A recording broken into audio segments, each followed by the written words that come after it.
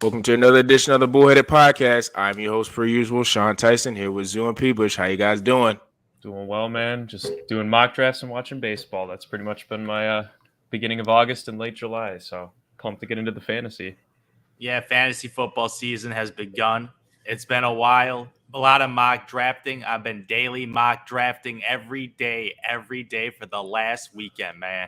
It's been like probably 2-3 weeks now. I'll constantly mock drafting, man. Seeing some trends and seeing some sleepy picks, man. That I'm still blown away how late some of these guys are going. So all these guys passing my dudes, man. I'll be eating, man. I'll be eating. Screw consensus rankings, man. I'll go with my own rankings. Confident. Yeah. Speaking of fantasy, that's going to be a topic we're going to be discussing today. But first, I want you guys to make sure you follow us on Instagram at bullheaded_pod. Make sure you follow the podcast also on all the DSPs with Apple, Spotify, Google Podcasts, and also our YouTube page with Quantro Knows, TikTok, Bullheaded864. Just trying to let you guys know the type of content we're putting up daily. So make sure you follow that. And without further ado, we will be talking about fantasy football and I would say people's favorite positions to draft, which is the running backs, most important.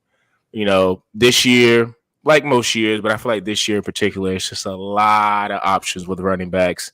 And obviously, we all know who the highest guys are going to be. But, you know, we kind of want to spice things up and see some guys who we consider stock up and some guys we consider that are stock down and some rookies to look out for. So, you know, we got to start with Zoo to get his list of stock up guys, and who you looking at, Zoo? Number one, baby, number one draft target every single draft. The disrespect to Ezekiel Elliott has gone too far. All this Tony Pollard loving, man. My lord, it's gone too far, man. It has gone way too far. Everybody needs to remember Tony Pollard. He's a cute player, little pass catch it back, but he's a handcuff, man. He's a handcuff. Yeah. He get you 2-3 balls, make you like 40, 50 yards, man. But people gotta remember that he's a handcuff. He ain't Alvin Kamara. People are like, oh, this dude pass catching back. Ezekiel Elliott, he's gonna turn to Mark Ingram. Stop the disrespect, man. Ezekiel Elliott in the last 5-6 seasons has been an RB1, man. RB1. Ezekiel Elliott does not miss games. The only games that this brother misses is when he gets suspended. Other than that, the dude doesn't miss games. Last year, he tore his PCL, and that's when he saw his statistics draft like off a cliff. Like his first couple games, I remember he was dropping. He was like vintage Z, dropping 20 points, 18 points. Got that torn PCL, man. Play through it because he's a warrior, man. He doesn't miss games, and then he's more a little mediocre games, a little 60 yards and maybe just like one touchdown or 70 yards with no tutties. So you saw that drop off, and he still finished in half-point PPR as the 6th best running back in fantasy football. So this dude on a bad year, on a torn PCL, finished RB1, and he's going in the 4th round? That is so disrespectful, man. People are taking Travis Etienne above Ezekiel Elliott. Come on, are you serious? Yeah. Travis Etienne off of a catastrophic injury with the second-year quarterback with no track record. You're taking that over Ezekiel Elliott's pedigree? And this dude's still not that old, man. I know he's 6-7 years. RB's age a little more, man, but 27 years old, man. Ain't that old, man. Ezekiel Elliott, man, this guy. I'm telling you, if you get this guy in the 3rd, 4th round, hallelujah, man. Yeah. You might be able to get Zeke as your flex. Just think about that. That's crazy. Just think about it. You take RB1, RB2, maybe you get lucky, get the first overall pick. You may get a Jonathan Taylor, and you get the swing back. Maybe you get a Aaron Jones, and then Ezekiel Elliott. Jesus Christ, are you kidding me? Zeke as your flex. Have mercy for the teams you play against, because the brother doesn't get injured. The brother's on a good offensive team led by Dak Prescott and that good offensive line. It's a top 10 offensive line. So they have a good offense. They're going to give you in the red zone. Ezekiel Elliott, the red zone, barbecue chicken, man. That guy at the 1-yard line is just money. He's adding passing to this game. So he ain't like a Nick Chubb who doesn't really like catching the football, man. So he's versatile, even though they got Tony Pollard back there lurking. And people are like hyping him up. I know the biggest Tony Pollard fan, Mr. Sean Tyson, Mr. Tony Pollard hype guy. But I was sleeping on him, man. But I'm drafting Zeke. I'm obviously getting Tony Pollard. He's going to be a little more pricey. A little more pricier this year compared to previous years where he get in like the 80th, 90th, 100th picks. But now people are hyping him up thinking he's like the next big thing. but I'm going to sleep on that because all he is going to be on my bench, man. That's all he is. He's a nice blanket. insurance. He's insurance. He's insurance for insurance. Ferrari. That is Ezekiel Elliott this year, man. Number one league winner this year. No doubt in my mind, man. You think so? No doubt. I guess I'll go kind of along the same lines, Zoo. I'm actually going to say I think Saquon Barkley's being rather undervalued right now, too. I think a couple mock drafts I've done, I've seen him slipping into the third round. I've also seen him taken late second, but that's, kind of just the name recognition aspect, right? But look, he's another year removed from his ACL injury, right? We got new coach in there. We got a revamped offensive line, which I think is easily the biggest aspect for the Giants that they needed to build on last year. I know Daniel Jones is still there, and, God knows how that passing offense is going to be. But look, man, Saquon, I don't know if you saw some of his training camp highlights, man. He looks explosive. He is trucking people over. That's the Saquon that we want. And, if you could get him, if he falls to the third round, like let's say maybe you got a late first rounder, all that, to Zoo's point, if you could get him in that flex position in some way, shape, or form, that'd be ridiculous. Based on your positioning, if you are going to get him in the early third round, you might not be able to get two other solid running backs there. So I think he is a little bit more, he's higher up on the ADP Zoo than Zeke is at this point. And I think it's partially because Zeke's coming off of an injury a little bit more recently than Saquon is. But look, man, I think people forget how good of a dual threat back this guy is. He has the potential to lead that team in both receiving and in rushing, damn near, unless Daniel Jones just starts running for 700 yards in the season. So, I think that it's a risk to take him. I'd argue that it's actually less of a risk than maybe taking Christian McCaffrey. Not saying to take him, top 3 in the first round or anything like that. But if you're looking for a guy that you might be a little hesitant on, Saquon Barkley's not a bad option. So that's one Zoo. That's kind of my sleeper. But I got to say, man, the value with Aaron Jones is ridiculous this year. And I think a lot of people are sleeping on him. He'll end up being probably a top 4 running back this year. That's my prediction. And he's not going there. So I think his PPR, we've talked about this multiple times. They got Allen Lazard, who's, I think, we'll talk about wide receivers at a different podcast here. But Aaron Jones is looking like a PPR monster this year. They might kind of shift him over to the slot, especially with the A.J. Dillon having, pretty viable option as in your backfield for Rodgers there. So, two guys on my end, Aaron Jones obviously going first, but if I could get Aaron Jones and Saquon Barkley at valued lower than where I think they should be, I'm taking those two guys in a heartbeat because Rodgers doesn't have too many other options up there in Green Bay. He does not. MVS and Devontae. He's going to be using Aaron Jones a lot here. And I think they will split carries with Dillon, but I think he'll make up the value, especially if you're at least in a half-point PPR league. I think it's worth it to maybe move up 1 or 2 slots to try and get Aaron Jones, maybe taking him a little earlier than his ADP. It's tough, man. There's a lot of these guys that are stock up this year, but I don't think you consider Aaron Jones like stock up necessarily, but I do think he's being undervalued. Steady stock. Yeah. He's a steady stock with a little bit of an uptick because of his increase in PPR. We saw what he did to the 49ers, man. Even on Rodgers' bad passing game. I remember, man. He had 9 for like 130 catching. He didn't score, he had but a really good game. If you're in a full-point PPR or you got him DraftKings, man, that's 22 points right there, not even taking into account rushing yards. So I don't know, man. I think he's got one of the most consistent values this year, but I'm actually looking at him a bit more than I was last year. All I got to do, bring up Aaron Jones' stats. Last 4 years been RB1. Yeah, RB1, RB2, man. Guaranteed. RB1 to late RB2, early RB2. And now he's got an even more upside. Yeah, and this is the true Alvin Kamara, Mark Ingram season, man. This is the comparison because A.J. Dillon this year, I'm pretty high on A.J. Dillon, man. Like, I feel like he is not just a handcuff now because I'm watching him last year on the ground because he is the red zone guy. I think he's the red zone guy, man. Yep. Those money touches at the 1 yard line. Because I remember I watch every one of those Packers games, man. Yeah. I got so sad every time they're like, Aaron Jones, get out of here. Moving A.J. Dillon, get that 1 yard tutty. I'm like, oh my Lord, man. They work. Aaron Jones catches the football, get them all the way down. They take his butt out. A.J. Dillon goes in and gets the splashy play, man. And I feel like they're going to use that a lot more this year. Like, obviously, pointing out, man, they got Lazard out there because they were running Aaron Jones at the slot, man. I feel like he might be pretty much a receiver this year, man. Good flex option. If you can get pretty him, much, he is a definition of a flex. He can play RB and wide receiver. Daryl. Yeah, exactly. He got good hands, man. He's really, really good. Even on deep routes, he's actually pretty good, too. He's not just a dink and dunk guy. He can also run straight out. Man, AJ Dillon, that Green Bay offense, man, with that offensive line, top 5 offensive line this year again, man.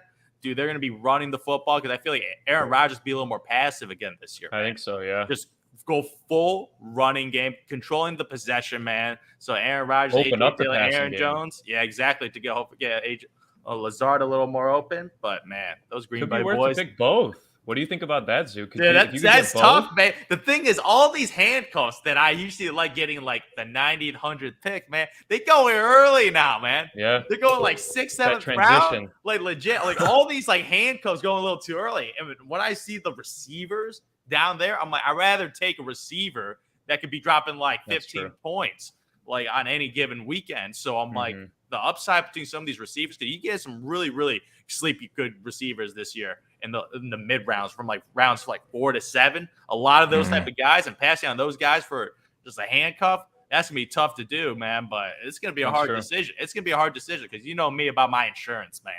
If I'm investing a draft capital in a first round pick and that guy goes down, you're pretty much gonna lose. You need insurance on that guy to get it done, man. Because my lord, without insurance. Perfect example of that was Cook and Madison. Like when I think Cook went down for a little bit. Yeah, Madison was a really big player in terms of that handcuff. I think he could be one of the bigger handcuffs this year. I agree with all you guys. I think I'm slightly higher on Dillon just because I've been reading the reports, and I think to Peebush, you made this point. He might be playing more receiver with Aaron Jones. Dillon towards the end of the year kind of got a little bit more in that traditional running back role and got more carries. And I just wonder if no one in Green Bay emerges as like maybe a number 2 option, like Lazard. Maybe what if Lazard is the number 1 option and number 2 is Aaron Jones? Well, if that means Aaron Jones is legitly in the slot, then that's just going to make Dillon a potential RB1. Yeah. And like you say, when it comes to goal line situations, he's going to be in the game because I would rather have AJ Dillon. Nothing against Aaron Jones, but I'd rather have him on the goal line. So that means he's going to be getting a lot more touchdowns. So that's going to be something to monitor because if they're, if the reports are true that they're both on the field for the majority of their plays, then I'm guessing AJ Dillon's the running back in the backfield. So that means that's going to make him a de facto RB1, which if you can get value with that could be something really nice. For me, I think a running back that's kind of getting undervalued, I wouldn't say a lot, but a decent amount is Cam Akers. Because I think Cam Akers, him coming back as RB1, and he's going to be Cam Akers? Yeah, I think he's getting the value because he didn't fish well last year. I don't think. Low value. He's getting the value because he's coming off catastrophic injury. But the thing is, he's going to be the guy for them. And Sean McVay only uses 1 back. He don't use 2 backs. So if there's going to be one guy I think that could be a true RB1, it's going to be Cam Akers. And he can catch out the backfield. So to me, I don't think I think Darrell Henderson and them got a lot of shine last year because Cam Akers was hurt. But Cam Akers got taken in, I think, the 2nd round. I'm not sure. But I think he got taken in the 2nd round, because they, Todd Gurley was a guy, and they're like, okay, we're going to bring in Cam Akers because Todd Gurley went out Todd Gurley put up a lot of stats when he played, but he was injured. So I think Cam Akers, he's going to be the guy for Sean McVay. And I don't think a lot of people are talking about him as being like a tier 2 or tier 3 guy. He's not a tier 1 guy. So I think he's going to be a guy that Sean McVay is going to use a lot. And like you said, go to my point, he only really uses 1 back. Cam Akers had it, I think, last year. I wouldn't say he had a bad playoffs, but it wasn't great. He came off an Achilles injury. He was on a snap count, so he was splitting. But I think he came back too early. I think he came back too early because I think he came back from Achilles after 10 months. And Achilles is a year plus. That's not. I don't think that's an injury you can come back after 9 to 10 months. So I think Cam Akers is a guy that I think he could be a potential RB1. I think he could be really good. Another guy that I like a lot, which everybody knew last year, but I think Deandre Swift's going to have a really huge year. And that's only because I think I'm not a fan of Jared Goff, but I do think Jameson Williams and Amon St. Brown. Yeah. Amon St. Brown. I think he's gonna be a guy who, emerges in that, I guess you could say, receiving core, and that's just gonna open it up for Swift. And they got Chark. They picked up DJ Chark too. He got a good rep with Goff. That's just what they. Yeah. I think that's the only reason why he was in Jacksonville. I think last year he was okay, but Trevor wasn't all that. So yeah. But I think their passing game is going to open up Deandre Swift even more, and I kind of expect him to. I guess you could say Swift is fringe tier 1, but I think by the end of the year he could be a tier 1 guy just because of his ability to catch the football out of the backfield. And I mean, like you say, with draft position, I don't know where you would draft him, but I like him a whole of a hell lot more, say, than a guy like Joe Mixon this year. Because I think all the Bengals guys are going to go down. I think they're all going to go down this year. Because I think Cincinnati snuck up on a lot of people. Nobody saw what Joe Burrow was going to do. Jamar Chase, not saying these guys are not great players because they're all great players within their own right, but I think they're all going to kind of have okay, now we're in the league and people know what we're doing. So if you're asking me who would I rather draft, I'd rather have Swift than Mixon this year.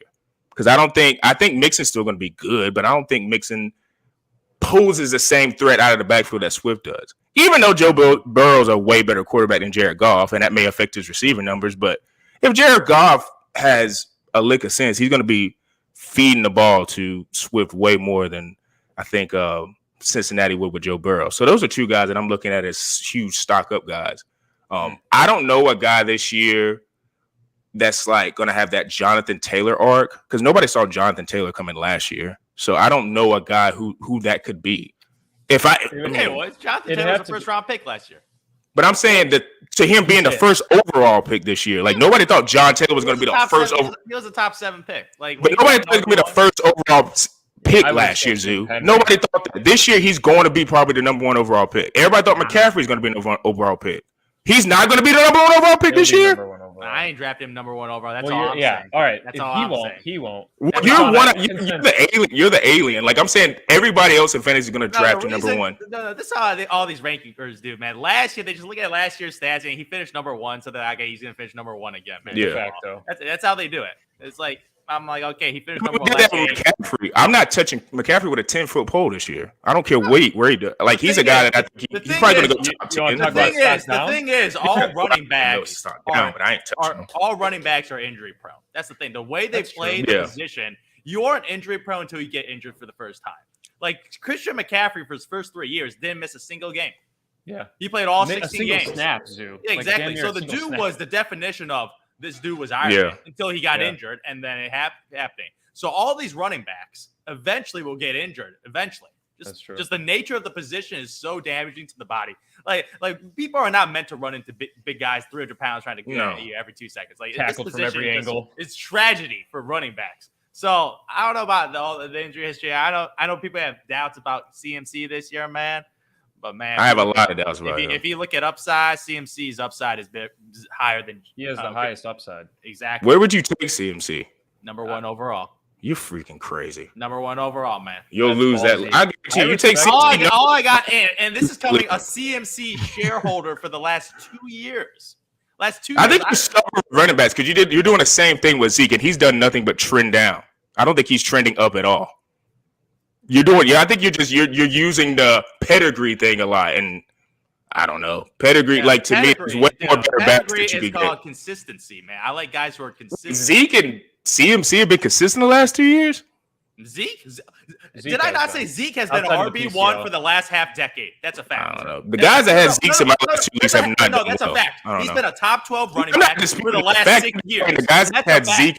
I'm just saying the guys that have been in the league with Zeke have not done that well. Consistency. His total points for the running back position has been top 12 for the last. I'm not arguing the fact. I'm not arguing that. That's my point. That's called pedigree. I'm going to take consistency over a guy that has one good year. Who would you rather have, Austin Eckler or Zeke? Austin Eckler or Zeke? I'll take Austin Eckler because I could get Zeke later. Najee or Zeke? I'll get Najee because he's young. Dalvin Cook or Zeke? Who? Dalvin Cook or Zeke? He's not saying he's a first-round pick, Sean. I'm not saying he's a first-round pick. He's going in the fourth round right now. I'm saying that the value of Zeke in the 3rd round could finish as a top 10 running back. That's what I'm saying. That's what I'm saying. I don't see it. I'm just not a big Zeke fan. He's hurt a lot, and he just is not explosive anymore. It's the reason why. Do I smell a bet, Sean? Do I smell a bet, Sean? This year, Ezekiel Elliott will finish as a top 12 running back based on total points scored on an average. No, you got to say come on, top 12? No, a lot of leagues are top 7, top 7, top 6. Don't do top 4. That's too easy to get. What do you mean that's too easy to get? Right, 3rd rounder? What are you smoking? Top 12? That's too easy to get. That's not an easy bet for me. You're talking like he's going to be a top 5 or top 6 pick. That's the definition of RB1. I don't make the definition. That's the definition of RB1.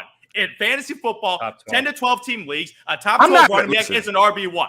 I'm not mad at him. I'm not mad at him if he's to me, I think Zeke is in that tier in between the tier 2 and tier 3. I don't think he can reach tier 1 and all. And if you put a gun in my head, I don't think he's tier 2.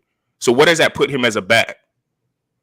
If he's not a top 12 running back, I don't care. You can put him at 12 or 10. I don't care where you put him. All I'm saying is he's a top 12 running back this year in fantasy football. That's all I'm saying. Look, I let him yeah. walk for my dynasty team, Zoo, only because I was paying him too much based on where I auctioned at him last year, right? But now, where he's getting valued at market value in an auction league is about half of what I paid for him last year. So to Sean's point, I agree. I don't think he's going to make the jump to being valued as a first rounder next year. Yeah, I think if he goes in the 4th round, I think he will end up having a better position than where he was drafted. I agree with you there. But I don't know. James Conner, Ezekiel Elliott. That's the last one. Ezekiel Elliott. Shit. I don't think Connor's going to match the James Conner guy, but I think he's going to get the touches this year. I don't think he's going to get the touchdowns, though. He had such an insane his touchdowns. I just don't know who's the back behind him. I mean, yeah. I mean, Darrell Williams. Darrell Williams is a solid backup. He's a good handcuff. Nice. He was a good handcuff. But I guess you guys could know where my stock down is. I guess I could start with that. Zeke is probably. I'm not saying he's a bad. Stop! You cannot say he's stocked out and not say he's an RB1, man. You cannot say he's stocked out and he finishes RB1. Listen. I have other guys that are stocked down, but since we were talking about Zeke, I just don't like Zeke a lot. I just don't. And I've kind of so Ezekiel Elliott this year finished averaging 13, 14 fantasy points. If he's in the 4th or 5th, and let me look at a guy let's just say if he's in the 4th round and I have a choice between Ezekiel Elliott and Breece Hall, I'm probably going to take Ezekiel Elliott.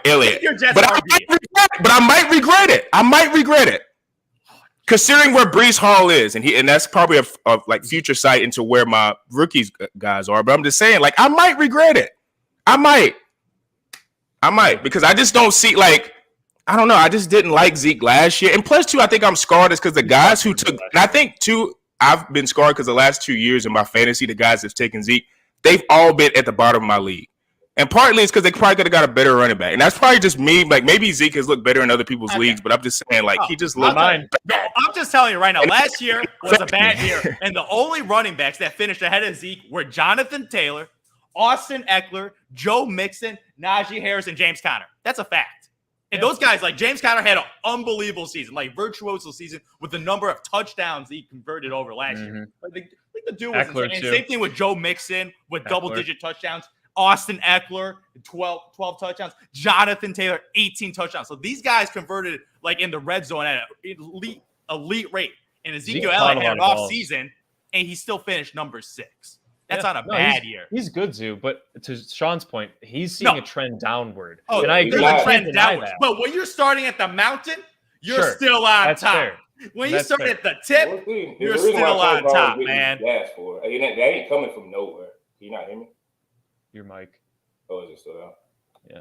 RB1, baby. Ezekiel Elliott will finish as a top 12 running back, guaranteed, man. Because the dude is Iron Man. I keep praying that he keeps being Iron Man, but man, if he stays healthy, man, no doubt in my mind in that elite offense they got there with the offensive line, man. Yeah, they do. And look, I guess I think Sean posed this, but where would you take McCaffrey? And I think that's kind of where Zeke is too. It's where will you take him, Zoo?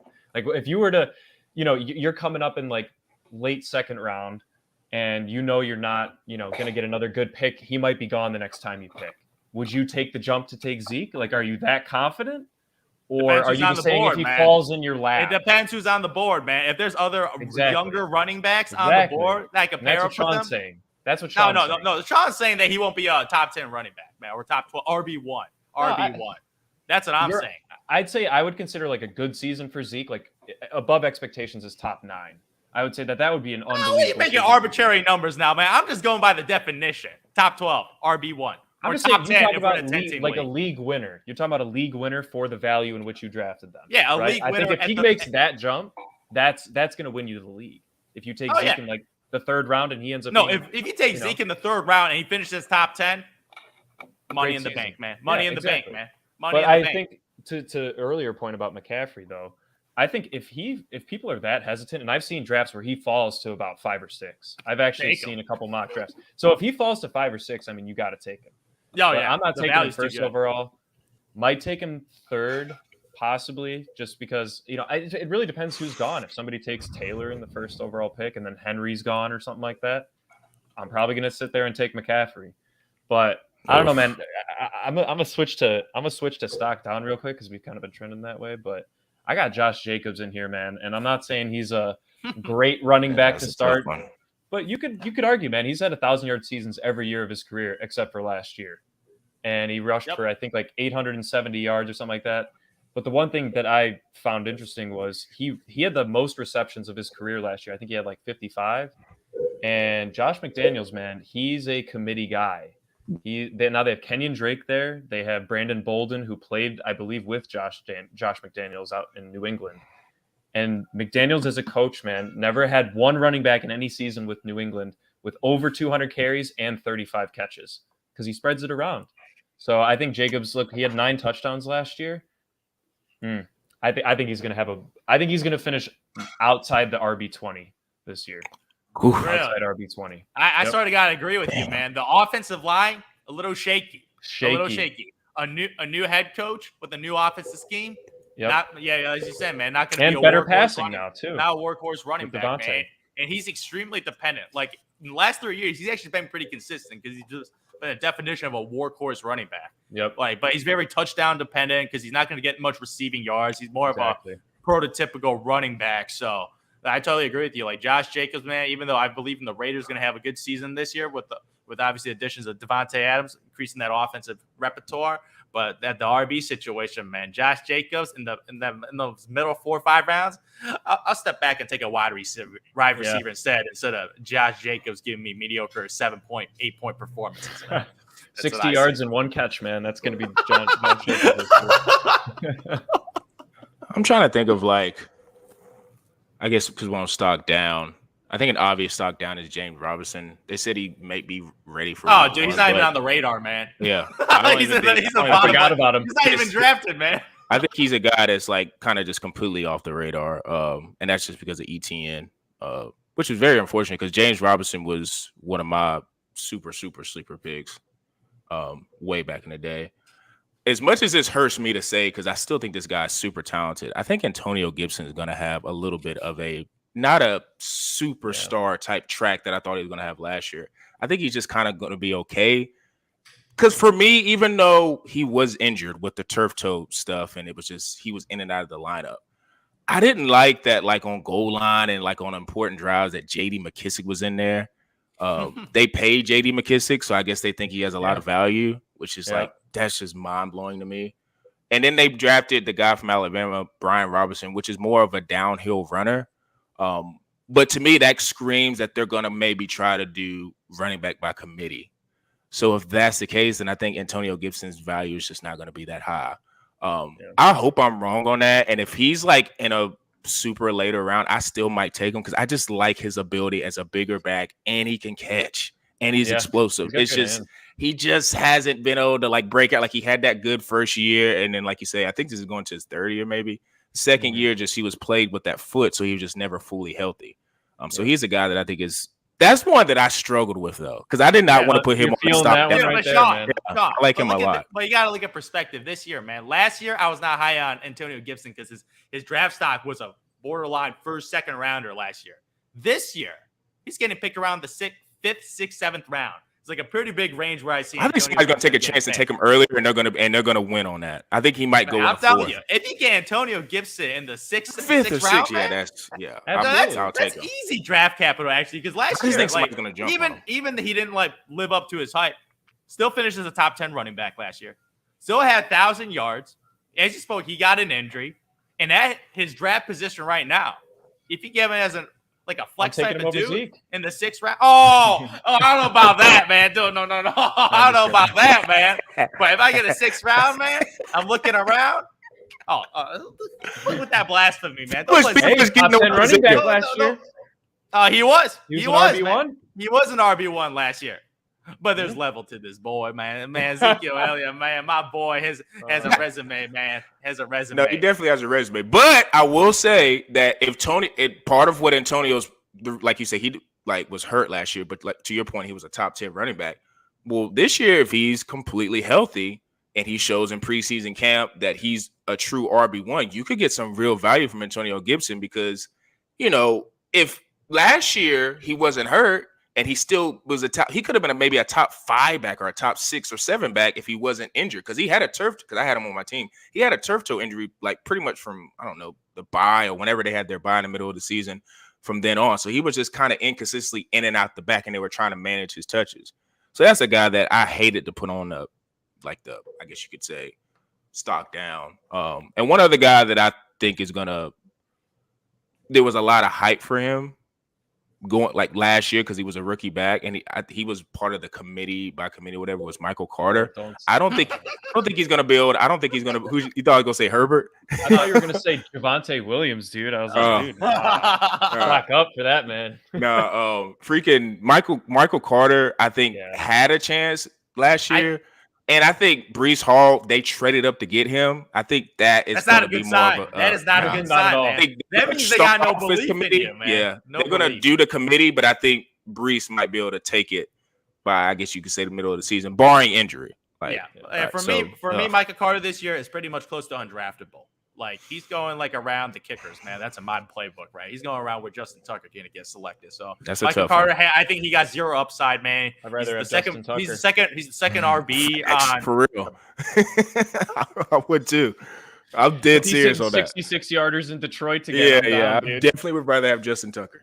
Yeah, legit, he's undraftable in my books, man. No upside. He's the second RB on a bad New York Jets team, man. So he's undraftable, man. But for me, was the other back? I can't remember who else was their other back. They had another one. I don't know. I can't remember. So Michael, another guy, yeah. Relevant. But this year, man, first round. This is a first round pick. I got stock down this year, man. King Henry.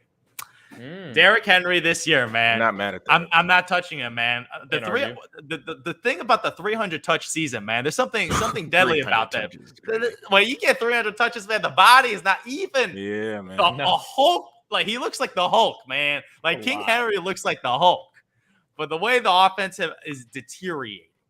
Is deteriorating right now. Obviously, they lost A.J. Brown. They got a rookie to suffer A.J. Brown. Ryan Tannehill, I've never been a big fan of Ryan Tannehill. The offensive line getting worse. King Henry's it's going to be harder to run down the lane and get his 25 to 30 touches because that's how he gets those. That's how he gets it done, man. 25 goal line, though. I don't know, man.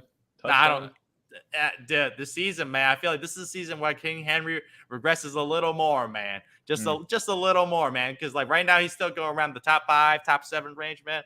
I'll be taking my other RBs over King Henry, man, every single time, man. Every single time. Dalvin Cook over him? Absolutely, no question. I'm taking Dalvin Cook over him. I'm taking Joe Mixon over him. I'm taking Najee Harris over him. I wish we knew what Alvin Kamara's suspension was going to be. I don't know why that's what I was going to say. Alvin Kamara, man. You know my thoughts about these RB1s? Like, Alvin Kamara has been RB1 for the last 5 years. Yeah. He's been the definition of consistency when he has taken over the job. And this suspension gives someone the opportunity of getting Kamara in the second round.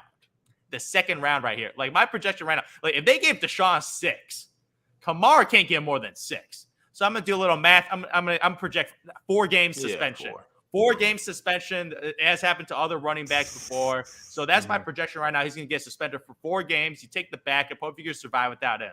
But if you get Alvin Kamara ready for the playoffs, and that's your RB2, have mercy on the other team, man. Because you can pair up an Austin Eckler or a Jonathan Taylor, CMC, Dalvin Cook with Alvin Kamara. Have mercy on the other Dalvin team, Cook man. And Alvin Kamara on your team. Jesus Christ, man. Jesus Christ. Because I think with Jameis coming back, the offense will be a lot better this year. With the weapons on the outside, with Jarvis Landry, Chris Olave, man, Michael Thomas coming back this season. Mr. Slant. The offense is going to be improved, man. Give Kamara a little more lanes to run, man. So, like, Alvin Kamara, man, I'm taking him second round. No brainer. I mean, if he's there, for sure. I honestly, they keep pushing his case back, too. So, like, we'll see what ends up unfolding there. I have to think it gets done before the season, though. I'm sure. I think it has to be. He's been at camp. That's really the only news. He's just there. And who are some rookies you guys are looking at? Because there's a lot. Isaiah Spiller, man. Backup. Austin Eckler's handcuff. Austin Eckler's that might handcuff. be a big one. Mm-hmm. Like a huge, like that might be one of the bigger ones. I think. I think that's because of Eckler's I think it's like injury history. Yeah, Breece Hall's the obvious one. Sean, you Yeah. kind of touched on it. Like I think he's probably going to end up taking 60 or 70% of the snaps with him and Carter. But Spiller, man, I think like look, I had Eckler last year and he was unbelievable, man. But like you got like I kind of got lucky last year. It didn't really pay off for me, but he didn't really have too much injury issues last year with his hamstring. That's always something that you got to keep in mind with Eckler is his hammy. If he gets injured, man, Spiller is an RB1. Absolutely. In that offense, they have the like top 5 red zone efficiency in the league. He was nasty in college. No matter what, he can catch. He's 6'1", 220. He's not a small back. You know, he's pretty good size. Yeah, he's great in college too. I don't know. I think there's some value there. If you're looking for a kind of a late round handcuff, he's probably going in like the 14, 13. He's going late. 13 to 16th you can round. get him one of your like last 3 picks. So I would say depending on how much your league research is, he'll probably go like last 4 rounds, like Zoo said. So I don't know, kind of one of a guy to eye, but definitely don't expect him to start. But if he is playing, and they might rotate him in, he's going to be a pass catching guy too. In that offense, especially. Yeah, we're talking about rookies, man. But I'm gonna. This is the Ben Simmons rookie, man. Oh, don't you? Yeah, the Ben Simmons rookie, man. Travis Etienne, man. I don't count last year, man. Didn't play any games, man. He didn't play any games. Travis Etienne gets inserted to this Jaguars offense, man. Pass catching back, man. Elite level prospect, man. Like first round pick.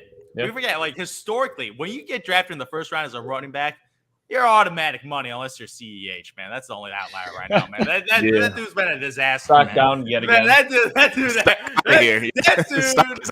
went from a first round pick to a 3rd round pick, now to an 8th round pick, man. So legit, that's the definition. Dude, seriously, man. Like, if he has a bad year again, he may not be on the roster anymore, man. He's gonna be joining Ronald Jones, man, as one of those waiver wire fodders, man. Because CEH got one more opportunity. More opportunity. But, man, these rookie running backs, man, I'm calling Travis Etienne a rookie running back. Didn't play a game last year, man. And this offense, obviously James Robinson coming out from catastrophic injury, man. This dude has the opportunity. According to all the reports right now, he's been a stud in training camp right now. Like, he looks like the guy on the offensive end, like Christian Kirk, whatever, man. Trevor Lawrence going to find his boy Etienne, man. Obviously, boys in college, man. He's going to feed him a little dick and dunks, man. Might be able to get those cheap yards and be like the next DeAndre Swift type of guy, man. The pass catching, traditional, that prototype of the Kamara Eckler type of dudes, not the traditional running backs with the 1,400 rushing yards, man. More of like get a little 700 receiving yards, give you like 800 rushing yards, man. Be that type of guy, man. And right now, ETN, man, you can get him like ranges from like 4 to like 7. So his range is pretty wide. So you get him a couple rounds right now, but keep your eye on ETN right now because I'm not a fan of taking RBs in the middle. But he's a guy I got my eye like just peeking a little, man. With that first rounder, man, I love my first round RBs, man. Yeah. I would probably say the guy that I have a big like, and this is just because of recently a guy's retirement. I think Kenneth Walker III is going to be a huge sleeper.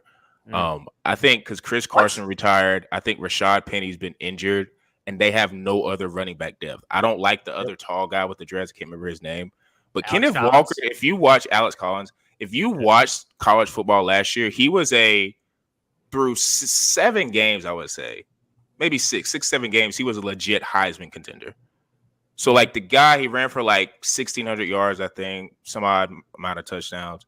But he definitely has a workhorse vibe. And one thing about Pete Carroll, I guess you could say, in his whole philosophy is I think he likes running backs. I probably wouldn't be in this position if Chris Carson was still there and he wasn't retired because I really like Chris Carson a lot. Yeah. But I think Kenneth Walker has a chance to be a RB1 quite early. If he comes into camp, I think he does. Go look at their running back room. It is not healthy. It's not healthy, one. And Rashad Penny finished strong last year, man. He got hurt a lot. He was hurt a lot last year. And I think if Rashad Penny, and like you say, and I'm just going off because I was looking at reading their camp stuff, they were saying they like Kenneth Walker a lot. Now, they're not going to start him off as RB1 from game 1, but I think he could be in a similar situation to Breece Hall, and it might be faster because they're saying Kenneth Walker has shown the explosiveness of a guy who could be a future RB1. So I think the pressure is on Rashard Penny. Like if Rashard Penny comes out the gate and he's killing, then of course Kenneth Walker is going to fall in an RB2. But I think with Chris Carson retiring and Rashard Penny being hurt, I would not be shocked. I think.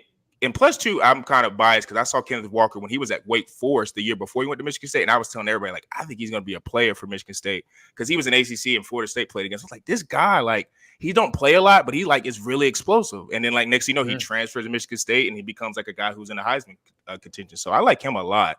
I don't know where you would draft him, but. They're reporting out of the Seahawks camp. They're like, they hope that it's more than Rashad Penny in the backfield this year. Like they're hoping they get more out of Kenneth Walker. Yeah. They said that 3 days ago. And so I think that Seattle team though, man, it's going to be ugly. I mean, they have weapons though, dude. They do. It's just if the guy, they just got the guy throwing it. Exactly. The Denver Broncos had weapons with Drew Lock, but Drew Lock is just not that guy. Exactly. Like he's just not that. Drew Lock can be average. He's a nice backup. Average. Well, I mean, compared to he is definitely below average. He's in the. I mean, he's got like I'm saying 5 starting quarterbacks. Okay, whatever. I'm saying if he could be average for Seattle, like he's not average.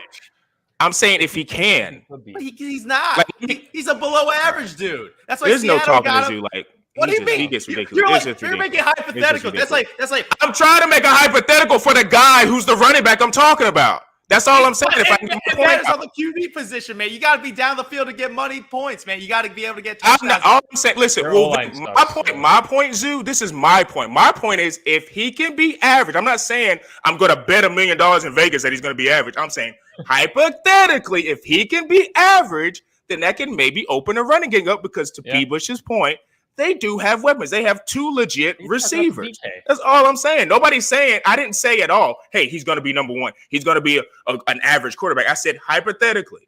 And my point is, if he can be average hypothetically, if you know what that word is, hypothetically, if he can be average. I need a percentage that's decently high to be hypothetical. It's like saying hypothetically, if I win $40 million. That's not happening. It's just not happening. I want realistical, hypothetical things. That's why we're all being hypothetical. But that's why we're all talking hypothetical. Nobody knows. Like all these points could be null and void if injuries happen. Yeah. So what are you talking about? We're all hoping that it's going to happen, but if injuries happen. Drew Lock being average is not like it's like saying Kirk Cousins. If Kirk Cousins is elite, he's not elite. He's an average quarterback. You could say the Vikings should win the division, but it's all if Kirk Cousins. He's an average. He's a good average quarterback. And my whole point is not even about Drew Lock. You're making this point about Drew Lock. Who cares about Drew Lock? All I'm saying is he's the quarterback. Of course I care. Oh, Jesus. Geno Smith is going to be the quarterback? No. So he's going to get a lot of opportunities to be average. And look, because Geno Smith's not going to be the quarterback unless Geno Smith just all of a sudden in year 10 or 11 is just this all-world quarterback, which he's not. And let's be honest, he had good weapons in Denver, and he had really good weapons. He had really good weapons. I would say the Seattles are still better. I don't know about that. There's a reason why DK and Tyler Lockett would be receiver number 1 there's a reason why Russell Wilson left. No, because he didn't like Pete Carroll and his whole like you say, run the ball. It wasn't because of his weapons or whatever. What are you talking about? He has a way better running game with Javonte Williams. He just lost Tim Patrick. Javonte Williams, Melvin Gordon. That's a tier 1 running back.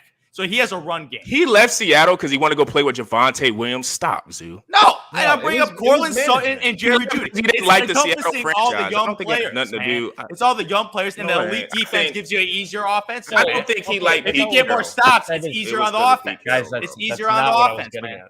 That's not what I was getting at. I was just saying that Drew Lock, if he does play well, he has options. And he was able to get the ball to Cortland Sutton, Jerry Jeudy. Tim Patrick broke out under Drew Lock. Held back Cortland Sutton. It's impossible, people. He holds back Cortland Sutton. Drew Lock, dude, Tim Patrick blew up because Drew Lock was throwing him the ball. He actually gets a contract and goes elsewhere, playing with Drew Lock. He can throw the ball, yet he's not going to be a top 15 He just need to be more. He's going to be bottom 20. But dude, look. Was Eli Manning ever really a statistical top 10 quarterback? No. Look, the Bears got to the Super Bowl with Rex Grossman. Joe Flacco's made the Super Bowl. It's because of their defense. It's their defense, man. I'm just saying that if you're drafting a player for fantasy, you want a good offense.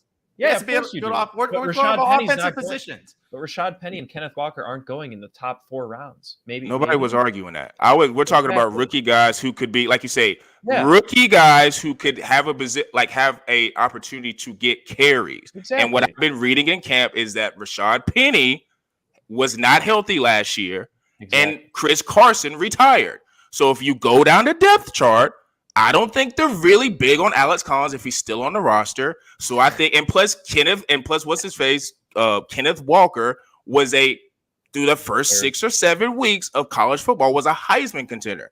So he's a guy who could be an RB2 to start, and he could potentially go into an RB1 if Drew Lock is average. That's all we're saying. The RB1. I think he could grow. See, you're just misconstruing my words now. I said he could grow into it. What can you not RB1? A top 12 running back? We're talking about fantasy.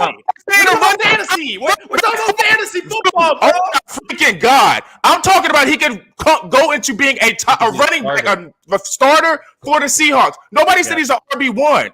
You just said he was an RB1. Zoo, he's referring to RB1 on the depth chart. You got to state that. We're talking about fantasy. We're not talking about real life football. We're talking about fake football. Right, dude. We're talking about fake football, man. But real life football affects fantasy football. We're probably not even going to do fantasy subject anymore because Zoo can't. He literally is making this a 50-minute podcast because he's literally being literal with everything he's saying. It's ridiculous. What are you talking about, man? We are talking about this stuff. I literally stated when I first. It's like you selective hear what you want to hear. It's incredible what you hear. What are you talking about? Fantasy. We're talking about fantasy. Risers, man. Now, bro. Man. What are you talking about? I can't even get to my other fantasy running backs. Jesus Christ. I agree. Kenneth Walker, 30 minutes. I think Kenneth Walker and Isaiah Spiller are the 2 best rookie running backs besides Brees. Travis Etienne is the Blake Griffin or Ben Simmons, whatever you want to call him, secondary rookie. But I think Kenneth Walker has the most downside just because Rashad Penny could play really well. But also, once again, you're not taking these guys in the top 14 rounds. So it's like, who cares? That's what you think. You think you're taking Kenneth Walker in the 3rd round. You're taking him because you're getting him at such low value, but he has a potential slight upside if Rashad has injury issues. And who knows? Their offense, their defense is going to suck. I think that's partially, and they're in the toughest. And their offense is going to suck. They're tough, and their offense has opportunity, but it probably won't be.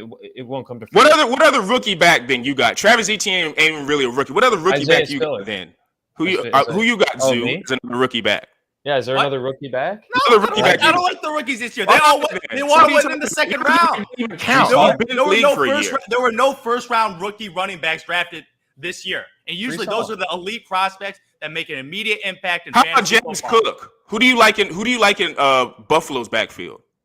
You like? I do like James Cook as a little sleeper guy, man. I do like him because Devin Singletary as a starting running back is. Hey, mediocre. he was okay last year towards the end. He did have a good year, but he's a definition. He's like Josh Allen is a beast at the red zone, man. Josh Allen is the RB1 at the goal line, just runs it in because he's a 6'4" guy that's super strong. But yeah, James Cook low key is a good pick because man, those little passing, little dink and dunks, man, because Josh Allen this year, man, he's chucking it. He's chucking it this year, man. Mm-hmm. So it's Stephon Diggs, man, with that elite offense with the wide receiver game, man.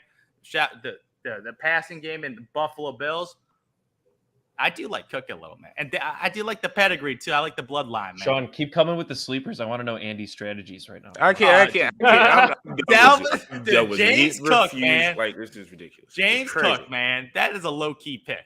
It's on a good roster, man. Good roster. Like you say, and all these guys that we're talking about, they're probably going to be in the later rounds. These are like Brees Hall's the only guy I think that could be potentially taken in like a 4th round. But the rest of these guys are not going to be taken early. And if you're, like you say, drafting for depth, these are just guys that I think these are guys that I singled out that could get touches. I also think the back, I cannot remember his name, Tyler something in Atlanta. I think we all think Cordero Patterson is going to go back to like being a nice option, but he's not going to be, I think, an RB1 and all these guys is this like super flex guy. So I think the back they drafted out of BYU could be a guy that could get some early touches because I don't think Mike Davis is there anymore. Tyler Allgeier, right? Yeah. I think he's a guy. I think, and plus, too, they were saying they want to go back to more of a traditional running style. Arthur, whatever their coach is, Arthur. I don't know his name's Arthur, but Mariota's the starter. So yeah. they're probably going to lean on the run a lot, which is, we're going to talk about pass catchers next week, but that's not a good sign for Kyle Pitts. But where's Cordero Patterson going? Have they? He's out of Atlanta. He's still there, but he's ATL, I think, man. yeah, he's still I know, there. but like in drafting wise. Cordero Patterson's going like mid. He's like a 5th, 6th, 7th round guy. It's like at the Antonio Gibson area kind of thing. Yeah, he's in the mid round. If I had to pick out of those two, I probably would still lean towards Cordero and Gibson, but I'm just scared of Cordero. You would take Cordero over Antonio Gibson, your guy. I think because I think they're still. That's tough. I think they're still. Yeah, I don't know. I think Cordero's a 1-year wonder. I don't think you think he's gonna like drop down to like. I just saw his entire football career, and he's had like 1-2 good years. Like his resume, his entire career. True. He hasn't had a lot of. I haven't seen much. Like he's almost out of the league. He was like being put on every other position. Now last year hit an incredible season. His touchdown was ridiculous. His conversion TDs by the Atlanta team, Marcus Mariota.